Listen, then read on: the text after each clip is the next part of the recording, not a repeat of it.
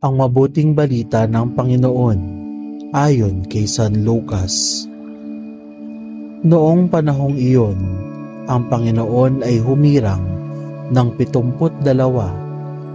Pinauna niya sila ng dala-dalawa sa bawat bayan at pook na patutunguhan niya.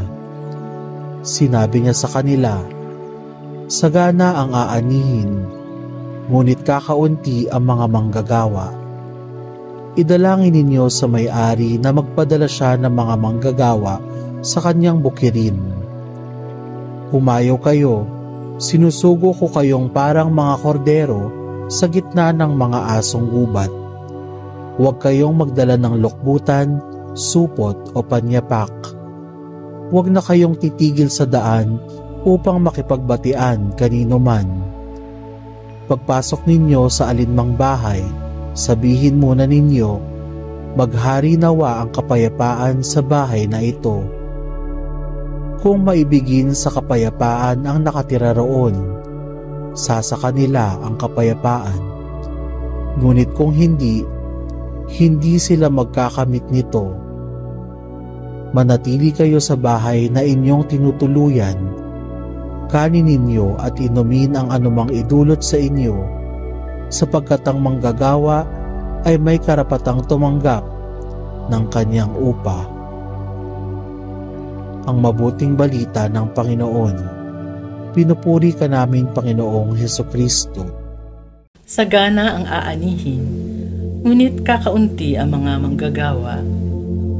Idalangin ninyo sa may-ari na magpadala siya ng mga manggagawa sa kanyang bukirin.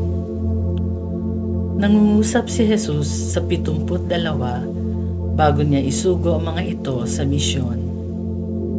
Binanggit niya ang mga sitwasyong kanilang daratnan. Sagana ang aanihin. Kaugnay nito ang maraming gawain dapat maisakatuparan. Maaaring magulat ang mga disipulo. Malawak ang misyon, pero di sila dapat malula o malunod. Ang pagdarasal para magpadala ang may-ari ng mga manggagawa ay nangangahulugang kailangang maunawaan ng mga disipulo na di naman inaasahan ni Kristo matapos ang lahat agad-agad. Kabahagi sila sa misyon at kasama sa misyon ang pananalangin mas dumami pa ang mga manggagawa ng Diyos sa kanyang taniman. Kumikilos ang Diyos sa pamamagitan ng mga tao. May responsibilidad din ang lahat ng tatanggap sa mabuting balita.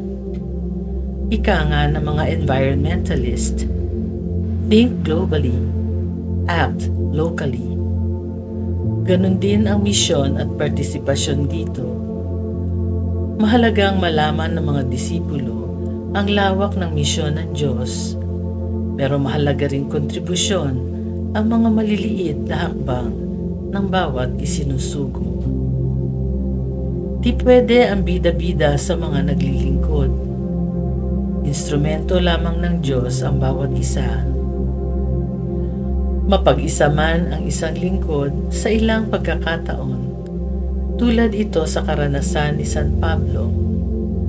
Pinapatnubayan ako ng Diyos at binibigyang lakas.